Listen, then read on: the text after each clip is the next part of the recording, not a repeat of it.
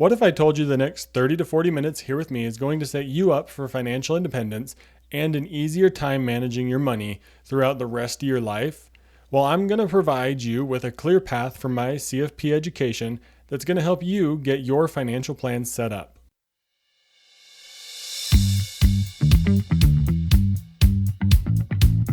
Money Buddies, welcome to today's episode, and what I said is true. It's not just clickbait. I'm going to provide you with some help in a variety of financial planning areas to help you get started with simplicity and get you going on the right foot. And it doesn't have to be that hard. Financial companies, honestly, they make this so complex so that they can sell you the products to fix the complexity that they're putting into our lives. It can really be pretty easy, simple, and straightforward. You don't need to invest in much beyond index funds, especially when you're just getting started. Forget stock picking, crypto investing, and whole life insurance, and all those sort of things. Forget complex products that don't fit into your specific life. Start with a simple approach, and that's what we're going to handle today. So let's take on this complex world of financial planning together, and let's build you a financial plan that's a whole lot simpler and a whole lot easier for you to actually implement.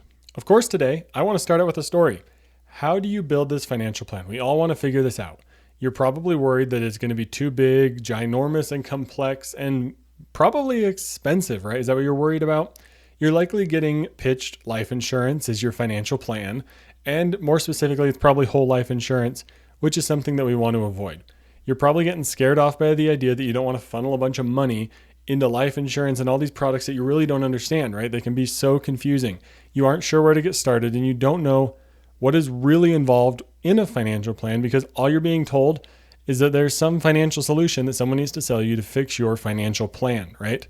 It can be a really tricky, complex, and convoluted world out there of financial planning. So I really want to help break it down and say, how can you actually take what your financial picture looks like and plan for it going forward? Today's case study is going to be a great one, and we'll get into that a little bit later in the episode, but I want to take this on from the lens of sharing my wife and I's story at the beginning. Let's kick it off with a definition of financial planning. To me, financial planning is providing a roadmap to make decisions with your money. It's a roadmap to help guide your financial decisions to use money as a tool to meet your life goals and plans. Now, what is financial planning not? Well, it's not life insurance. It's not tax products. It's not estate plan packages. Could it include those things? Sure. But does it have to always? No, it doesn't always have to, at least at the very beginning of your financial planning journey.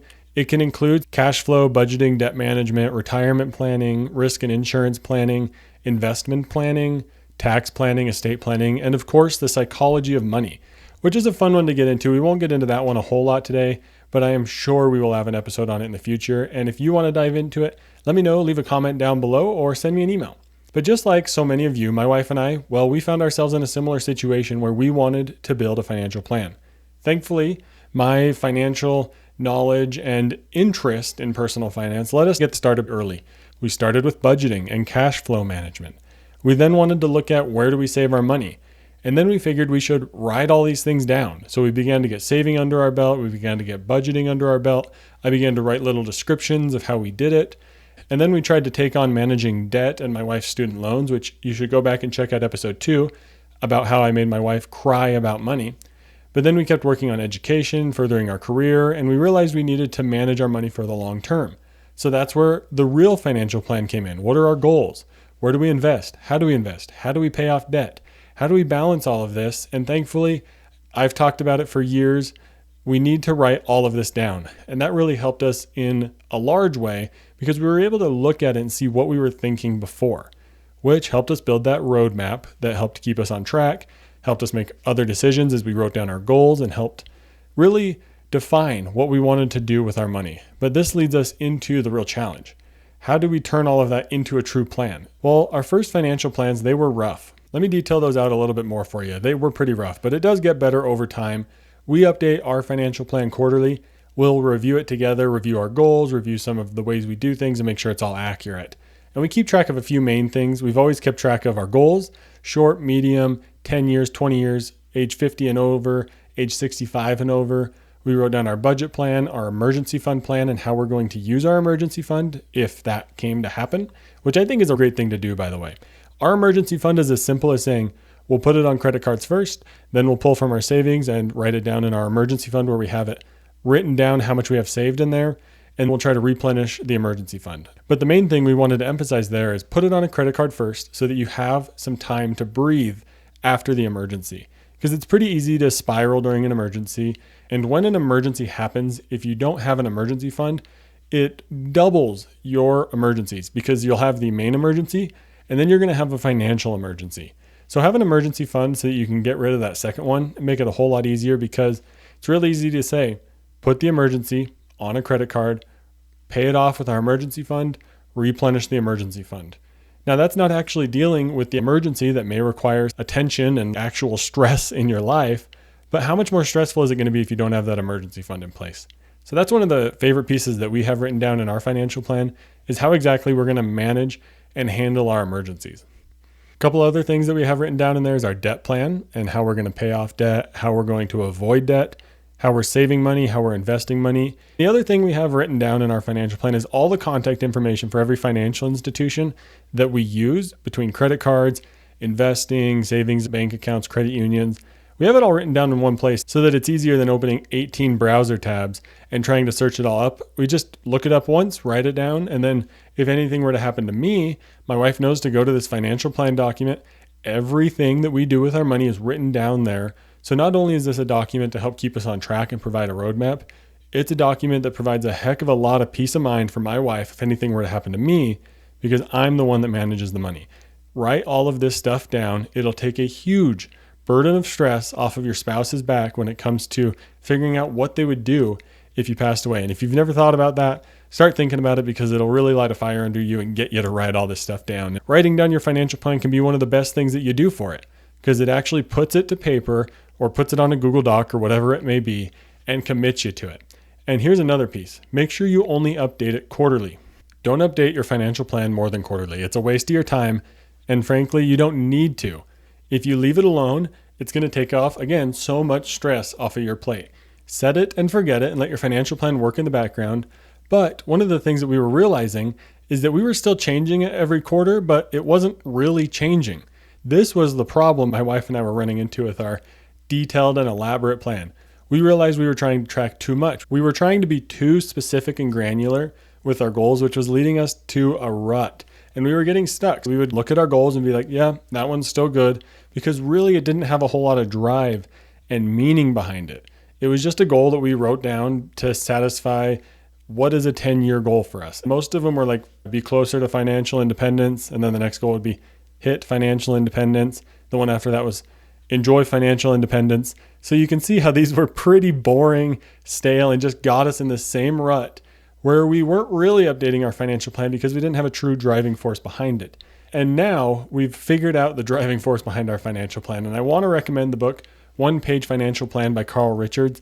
The link, of course, is in the show notes. But this helped me learn that we needed to head in a direction and guide ourselves on a roadmap instead of trying to be so specific. The One Page Financial Plan really emphasizes simplicity over complexity. Your financial plan doesn't need to be 10, 20, 30, 40, 50 pages in order to be effective. Carl Richards' approach focuses on why money matters to you. And before you even bother diving into spreadsheets and numbers, if you figure out your why, it's going to make it a whole lot easier for everything else to become directionally appropriate as you start working on your money. And this was a huge change for my wife and I.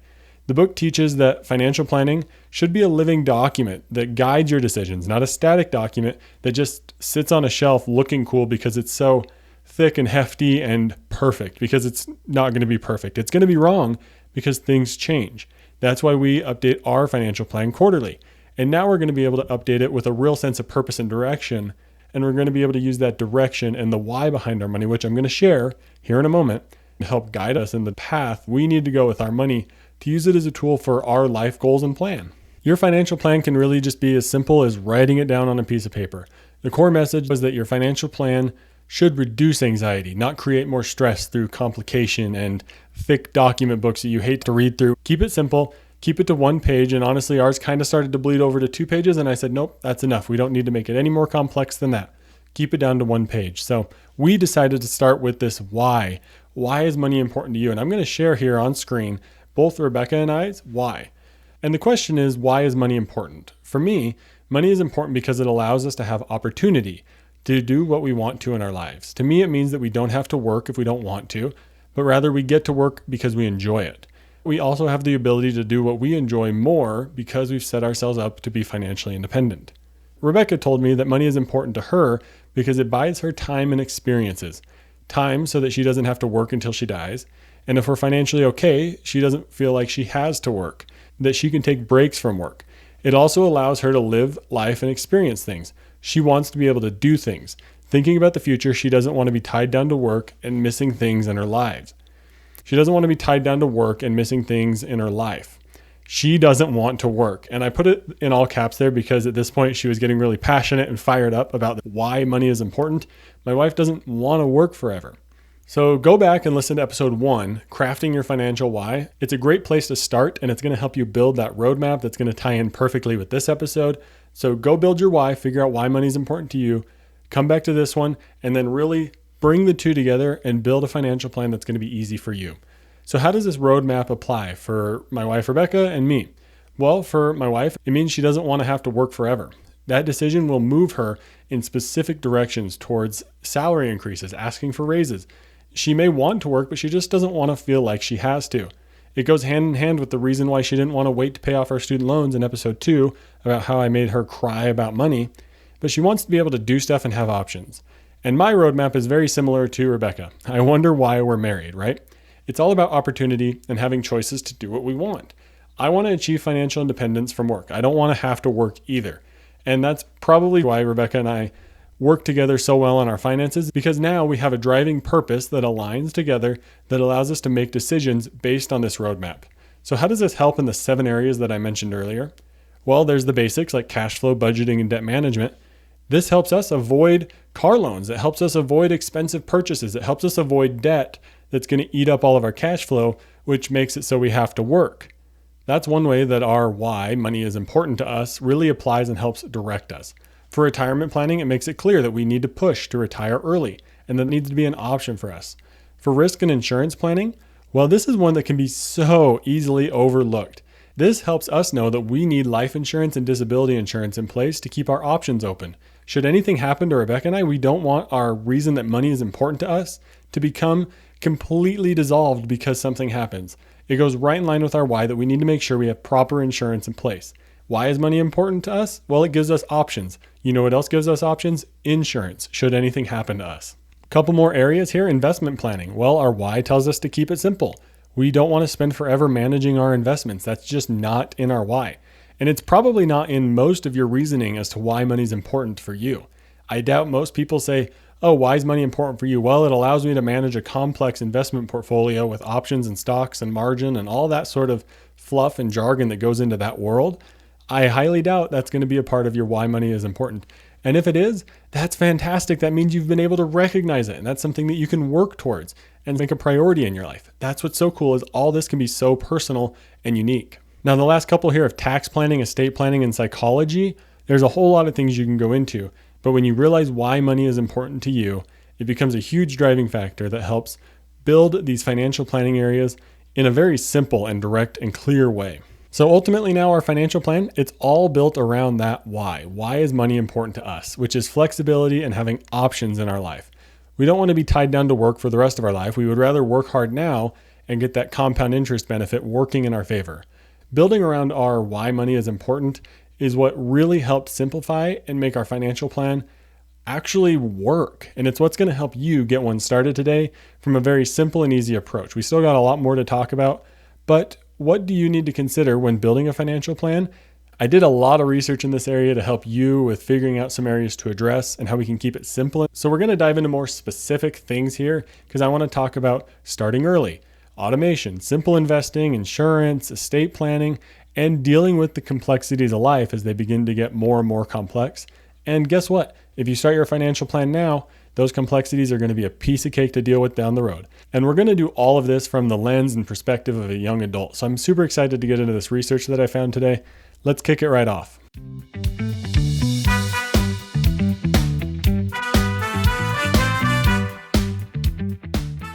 So let's start off with talking about how starting early can have long-term benefits. I found a chart from Fidelity that says if you were to invest from 25 to 70, you would have $2.3 million. If you were to invest that same amount regularly monthly from 35 to 70, you'd have 1.1 million. And from 45 to 70, you'd have $562,000. Investing earlier is going to really save you so much more money down the road just because it keeps growing. And honestly, the funnest charts to look at are the ones where someone stops investing and it still grows to be more than someone who's able to invest more later in life. Even if you're investing more from 45 to 70, it may still not be enough to beat out the person who invested from 25 to 45. That's the fun thing about compound interest. Now, I also want to talk about automation. An article about the Save More Tomorrow plan talks about how people who save more tomorrow by contributing more money and committing in advance to increasing their retirement contributions before they get a raise, well, those people see an average savings rate increase up to 13.6% as they begin to pledge more of their future raises to retirement savings. And really, this just goes towards the idea of automation, really allowing you to set a higher number and then betting on yourself to not lower it. And if you automate your retirement savings so that more money is going towards retirement, you're going to find yourself just being fine. Of course, I'll have all these articles that I used for this research linked in the show notes. Here's one from Fidelity that talks about how we should think of all the different machines in our lives that make our lives easier. Think of dishwashers, coffee machines, your car, laundry machines, all these things that make our life more automated and simple. Now apply that to your money. That can be a huge headache reliever and stress reliever. It can be tricky because everything is so digital, so it can be kind of hard to conceptualize how we automate and use these machines to manage our money, but it is possible and it makes life so much easier. As you're building this financial plan, you should keep your investing pretty simple. There's a rule out there that I highly encourage everyone to learn called the rule of 72, where you take 72 and divide it by your rate of return, and that's how long it takes your money to double. So 72 divided by 10 is 7.2 years for your money to double. This can be a helpful thing to keep in the back of your mind of how quickly should my money be doubling? You can plan on it doubling about every maybe 8, 10 to 12 years or so, somewhere within that range. But you're also probably thinking, do I need to start investing aggressively so that this money can grow? Do I need to put it all on the line in order for it to grow in the way that I mentioned in that chart earlier? No, not really. You can get started with simple investing that is just index based, an S&P 500 or total market index fund ETF, and you'll be okay. That's what simple investing is. And now another question you're going to have as you start building out this financial plan is Roth versus traditional. Lean towards Roth. It's a simple approach. What's in the account is your money, because Roth is money that is taxed and then grows tax-free, and any gains and the money in the account is tax-free. Traditional is tax-deferred, so you aren't taxed on the money out the gate, and then as you pull the money out, you're taxed on everything within the account. If you need help figuring out Roth versus traditional, that may be a point where working with a financial planner can be helpful, but honestly, there is plenty of research out there. You don't have to necessarily work with a planner just to make the Roth versus traditional option. And now the next couple of areas that I did some research on are disability insurance, estate planning, and dealing with complexity as it grows in your life. A couple stats I just want to share here about disability insurance to help you realize the importance of it. And you're going to see that play out in our case study that we're going to get to in a moment. But from Student Loan Planner, they share that the Social Security Administration estimates that 1 in 4 20-year-olds will experience a long-term disability before reaching age 67, yet millions of Americans don't have adequate disability insurance coverage. Most people don't even have an emergency fund, let alone disability insurance. And disabilities aren't always caused by freak accidents. In fact, most long-term disabilities are results of medical conditions. And now you're going to want to, as you're building out your financial plan, look for own occupation disability insurance. They're going to provide the most comprehensive coverage. Own occupation means that you can't do your specific job. Any occupation may leave you required to get a job that you don't really want or that you're overqualified for, because you have to be disabled to the point that you can't work in any occupation. It's pretty self-explanatory when you start thinking about the wording there. And term life insurance, that's the route to go. It can be pretty cheap. And in the case study today, we're going to talk about when you should get it. Should you get life insurance in your 20s, and should this be something you put on your financial plan? Well, most likely, yes. It's going to be something that you can get lower rates for. You're less likely to be denied. You can skip medical exams, and it just really comes with a lot of flexibility.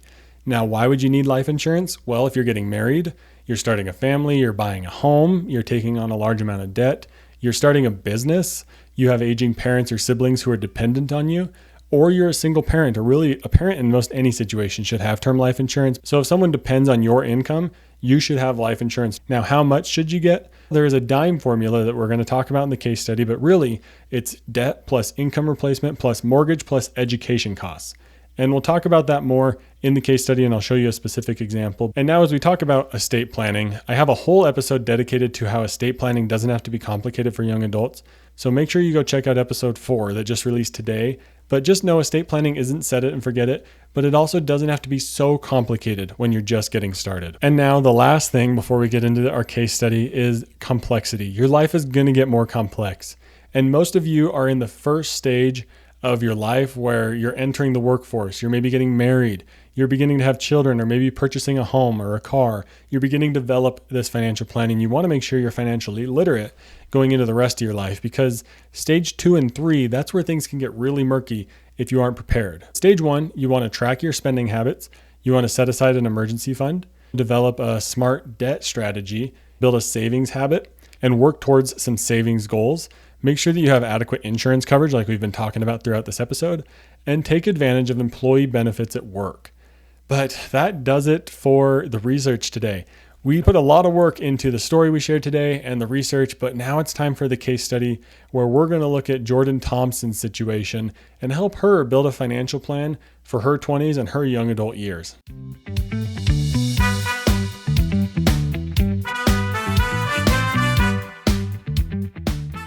Let's get into today's case study with Jordan Thompson. Jordan is 26 years old. She makes $72,000 a year. She's a marketing manager in Florida. She was recently engaged. Congrats, Jordan. She's planning on getting married next year. She has about $38,000 in student loan debt at 5.2% interest, and she has about $8,500 in a high-yield savings account. She says that she takes about $4,200 home after taxes and after her 401k contributions. Her situation is that she graduated college about 4 years ago. She's been steadily advancing in a marketing career, and she wants to begin to build her financial plan. Her fiance, Alex, makes about $65,000 a year, and together they're starting to think more seriously about their financial future. And this can be such a common situation for so many people, where you hit some sort of life milestone and you're like, oh man, now I need to start thinking about money. It's usually either getting married, having a kid, buying a home. There's so many different things that can make you really start to consider your financial picture. And it's always a great time to do it, because the earlier you get started, like we learned in today's research and in today's story, when you get started earlier, it makes it a whole lot easier to deal with that change and growing complexity as you get older and older in life. Jordan shared that she feels overwhelmed by conflicting financial advice. She's always been told to spend less than she makes, but she's also being pitched insurance and investing products from her friends from college, so she's really not sure who to trust. And also there's all these confusing FinTalk videos that are telling her to engage in these complex strategies like infinite banking and things like that. It really just sounds all so confusing, and her and Alex want to figure out how they can go about making their financial picture simple and also begin to build a financial plan that works for them. So we're going to start here today with Jordan's why. She shared that money is important to her because she wants freedom to make choices based on what matters to her, not what she can afford. She wants to buy a home with Alex, travel without guilt, and not be chained to a job that she hates just to pay the bills. Financial independence means having options and not working because I have to, but because I want to. This why is going to become Jordan's compass, and that's what you're going to see throughout this entire case study, is the why money is important becomes a compass that really helps direct and guide you. So let's dive right into the next step of building this financial plan. After getting that why sorted out, we're going to look at Jordan's emergency fund and cash flow management. Like she said, she has about $8,500 in savings. Her goal is going to be to get that to $15,000. How can she build a plan around this goal? And why is this a goal? Because she wants to have options. What if she lost her job? Not having an emergency fund means no options. It means she has to go out and find another job, no matter what it is, right away. The action plan for Jordan here can be to automate $400 a month or so into her high yield savings account. She can keep her emergency fund separate from her checking account to avoid spending it on accident. It's also going to be important for her to consider her timeline. But really, making this automatic is going to be a huge step for her in the right direction. Automatic bill pay can be super helpful to avoid overspending when you need to make sure your bills are paid and potentially having to tap that emergency fund. She could also use sinking funds for her cash flow management for things like car maintenance, travel. Gifts are a great one because Christmas happens the same time every year. And here's a hint, it's coming up soon. If you haven't started saving for it, get started now, because you're probably going to want to buy things in November and December, and you really only have 0, 1, or 2 more budgets left before you have to figure that out. And then Jordan also wants to schedule that budget meeting with Alex so that they can review their budget. She wants to do it quarterly, although I would recommend doing it monthly, especially at first when you're just getting this financial plan in place. Doing it monthly is going to help you a whole lot with getting on the right foot and getting started on the right path. Step 3 that we're going to talk about here is debt management. This is an important piece to consider in your financial plan as well, because you know what leaves you without any sort of opportunity or financial independence? Well, debt can do that. So you have to make sure you have a debt plan in place. For Jordan, it's the $38,000. She's paying $450 a month, even though the minimum is $350. That extra $100 a month is going to help her make sure that debt gets paid off in time to keep those options open. And that's one of the main reasons that money is important to her. And she does feel like that 5.2% interest rate does allow her to contribute more to tax-advantaged retirement plans. And that's what feels comfortable for her. And that's what's so awesome. You heard in a previous episode from my wife and I, we got our interest rates down lower than that because that's what we felt comfortable with. And we're still paying them off early. But for Jordan, that 5%, 5.2% interest rate, that's a good point for her. And she'd rather put money into retirement accounts. So that's what's so awesome is you can build this financial plan however you want to build it. Next, we're going to look at how Jordan can invest simply. Well, right now she's contributing 6% to a 401k and her company matches 50% of whatever she contributes. And she would like to get that up to 12% of her salary by increasing it 1% every 2 months as her budget adjusts. And hopefully she gets some raises in there, which really goes towards that research point that we had in today's episode about increasing your retirement contributions and planning to increase them before the time comes. Because guess what? Your money is going to fill the container that you allow it to spend. If you're going to allow your spending behaviors to spend $2,000 a month, they're going to spend $2,000 a month. If you're only going to allow it $1,000 because the other amount is going into savings automatically, well, then you're only going to spend $1,000 a month. It is totally possible to control the psychology behind spending just by limiting how much you give yourself to spend. And then the other 2 things that Jordan is interested in is she wants to keep her investing simple with target date funds. And while I may not personally like target date funds because I think they can be too conservative, for Jordan here, a 2060 target date fund may be something perfect for her because she's looking to retire around 2060. She doesn't need to worry about individual stocks or worry about her investments because she has this target date fund selected and it's going to do the work for her. And then the other thing that Jordan wants to do is open a Roth IRA after her emergency fund is complete. And what is this Roth IRA going to allow? You guessed it right, more options. She's going to try to max that number out so that she can save even more money into tax-advantaged accounts. And she's just going to stick with a low-cost total market index fund. Super simple, tax-free growth for retirement, keeps her options wide open down the road, and really aligns with her values. And automation is a huge part in this. Automation with the 401k contributions, automation with the monthly transfer for her emergency fund, and automation for the monthly contribution to her IRA. And compound interest is going to be a huge factor for her. And in Jordan's situation, with her starting at age 26 with about $720 a month into her 401k, once she really gets that number ramped up, well, by age 35, after 10 years, she's going to have about $130,000. By age 45, after 20 years, she's going to have about $424,000. Now, here's where it gets fun. By age 55, where it's 30 years or so, she's going to have just over $1 million. Yeah, that went from $424,000 to $1,073,000 in just 10 years. Now, by age 65 and 40 years old, it hit a big number again, and $2.5 million is going to be about what Jordan has. And if you aren't retired by that point, I don't know how much money you need. But guess what? This is just her 401k contributions. This isn't considering her IRA contributions or contributions by her spouse. So they are going to be more than fine because they are getting started early. And they figured out why money is important to them. And they got it figured out early and built a financial plan with that as the guiding compass. And even if she waits just 10 years to start, that's losing out on potential for $1.4 million for retirement. And I'm getting really hyped up and passionate about this because if you're 26 years or younger, or even 30 or younger, you have so much potential. And the earlier you start, the more flexibility and the more options you're going to have with your money. Now, something we're going to touch on more here with the case study than we did in the research section is risk management, insurance planning, and estate planning. Let's talk about disability insurance. Well, Jordan needs it because her ability to earn about $70,000 or more a year depends on her health, and she needs to make sure she's available to work. So if she's not available to work, then she's going to need insurance to replace that. So Jordan is looking at getting about $4,000, maybe just less than $4,000 a month in disability insurance.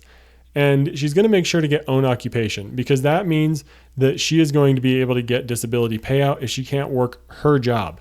if she got any occupation disability insurance, she may be forced to work a job that she doesn't really want to work because she's not disabled from doing any job. So make sure you choose own occupation when you're considering disability insurance, because any occupation can kind of put you in a bit of a pickle when maybe you're not really fit to work, but you can work any job. So you're working some sort of super basic entry-level job and not even getting paid close to what you were getting paid before.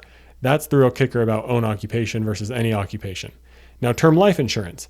Well, she may not need it yet, but with an upcoming marriage and potential children in the future, and the student loan burden that she has, she wouldn't want to burden her fiance and soon-to-be husband, Alex. Term life insurance can provide a huge benefit here. And like I said, let's dive into the DIME formula. Debt, $38,000. Income replacement, this is going to land at $900,000, as if we did 15 years times the annual income needed to support Alex. So we're going to say about $60,000. Let's say about $900,000 is needed for income replacement. The mortgage, $350,000. This is assuming that they're buying a home soon and that they're looking for a mortgage of about that amount. Education, well, you could use term life insurance to pay for future education costs to reduce that burden on the surviving spouse. Let's say around $200,000. This lands Jordan's total term life insurance need at about $1.5 million. So that's how she landed on how much she needs. Now let's choose the time and figure out how much this is going to cost. Well, a 20-year term life insurance for about $1.5 million could be around maybe $40 to $50 a month for a 26-year-old in good health. Now, why did we say 20 years? Well, because by the time Jordan is 46 years old, that money that she is investing will have grown. The student loans will be paid off. The mortgage will be reduced a good amount. And the kids will potentially be through college, depending on when they have kids, of course. But their retirement savings will already be substantial. So at that point, they may not have a need for life insurance. And they certainly won't have a need for life insurance throughout their whole life. You just don't have a need for life insurance throughout your whole life. In most situations, of course. There's always unique one-offs out there. And if there is one that you're aware of, leave a comment down below. I'd love to engage in this discussion about term versus whole life insurance. But really, for Jordan and her situation right here, term life insurance is a pretty solid bet. And now, what about estate planning? This is the one that's terrifying. But even young people need basic estate documents. Without them, it's up to the state to decide what happens with everything that you own when you die. A couple of essential documents. A healthcare proxy to make sure someone can make medical decisions for you. HIPAA authorization to make sure that your medical providers can give information to your spouse or other people. A durable financial power of attorney. Now, this is to pay bills, manage accounts, and you may not necessarily need this right away if you're combining finances in a marriage, because you may make your spouse joint on your accounts, and that can usually suffice because they have the same permissions and rights as you over the account. But a durable financial power of attorney is something to consider. A living will is useful to document your end-of-life medical treatment preferences. And of course, especially if you have kids, actually this one is required if you have kids. If you have kids and you don't have this one that I'm about to mention, I want you to stop listening to this episode right now and go do this.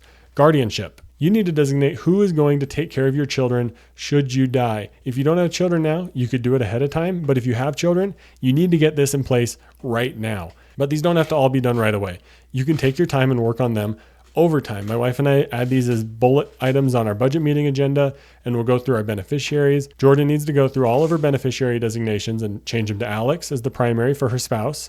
And then potentially her parents or friends or family or spouses as contingent beneficiaries. That way, if Alex is also dead, then it goes to the contingent beneficiaries. But you should look at your 401k, other retirement accounts, bank account beneficiaries, IRAs, life insurance beneficiaries, anything that's going to result in money needing to go to someone else when you die. You need to make sure you tell the financial institution where to send it. The other thing to be aware of is if you ever move states, you may need to update all of this because some state laws are different. That's just something to be aware of, not necessarily something you need to look into right away, but just know if you move states, you may need to review your estate planning documents. But let's talk about Jordan's monthly budget. And guess what? It doesn't matter. It's really not important to build the financial plan. Your monthly budget doesn't matter so much when you just know the direction you're heading in. The direction you're heading in and understanding why money is important to you makes budgeting a whole lot easier. And like I've said throughout this episode, your expenses will adapt to the container or the income that you allow it to fill or spend. So your expenses will adapt to the income that you allow them to spend. So if you give yourself less income to spend or less money in your checking account, your expenses are going to adjust to that and you're going to be okay, I promise. So try cranking up that 401k or IRA contribution and just see what happens. My bet is you're going to be just fine. So as we're heading towards the end here, let's kind of wrap up about how this plan is going to evolve with Jordan as she gets older and enters those different stages that we talked about earlier. Well, in stage 1 for Jordan, it's all about building the foundation, getting that emergency fund in place, debt payoff, automating or investing, learning how to budget with her new spouse. The complexity is pretty low. Everything's automated and a one-page financial plan is sufficient. The time invested is going to be just some simple time invested for that budget review, those monthly budget and maybe quarterly financial planning meetings. And overall, it doesn't have to be that complicated. Now, as Jordan moves into step 2, where the family is growing and wealth is accumulating, this is where marriages can come into play, house purchases, children going to college, career advancement. You may need a larger emergency fund, some 529 college savings, increased life insurance. You may need to learn how to manage multiple mortgages. Maybe you ended up as a landlord because you didn't sell your last house. And where things are starting to get more complex in this stage, this is where it could be beneficial to work with a certified financial planner and begin to work with professionals in all sorts of different areas to take that burden off your back. And then stage 3 for Jordan, this is going to be where retirement happens and wealth preservation really becomes a key factor. Maybe they're empty nesters now. They've gotten major promotions. They're considering early retirement. Estate planning gets a lot more complex because now you have trusts and all those other things in play. There's a lot of tax optimization strategies, considerations around Social Security, Medicare, all these different things that make working with a professional as you start getting into that stage 3 so crucial, because a certified financial planner can help begin to outline all of the different decisions you need to make, point you in the right direction, and keep you aligned with why money is so important to you, and also just reduce your stress. But this plan is going to work for Jordan because it's aligned with her why. It's simple and automated. She's starting early, which is a huge benefit. She's going to be properly insured with disability and term insurance when she needs it. And she's going to avoid common mistakes. And it's just going to keep those opportunities and flexibility wide open for her, which is a key piece of why money is important to her. So I got 3 questions for you from this case study. First one is, what simple automation step could you take to remove the money management burden from your life? The second one, what is your financial why and why is money important to you? And the third one, if you're worried about money being hard to manage, imagine how much harder it will be to manage it as life gets more challenging if you don't take the steps now to figure out why money is important and set in place a simple and easy automated financial plan. And as we wrap up this episode, please subscribe and help continue to grow the show, and go check out the 4 other episodes that came out today with the release and launch of Financial Planning for Young Adults. 5 episodes that came out today are Crafting Your Financial Why, How I Made My Wife Cry About Money, this episode about how to build your financial plan in your 20s, estate planning doesn't have to be that complicated, and the power of a bucket system with your cash flow. Let me know what you think with a comment or an email about any of the episodes. You can find my information down in the show notes. And I'll leave you with one question. Why is money important to you? Leave a comment on YouTube, Spotify, or send me an email.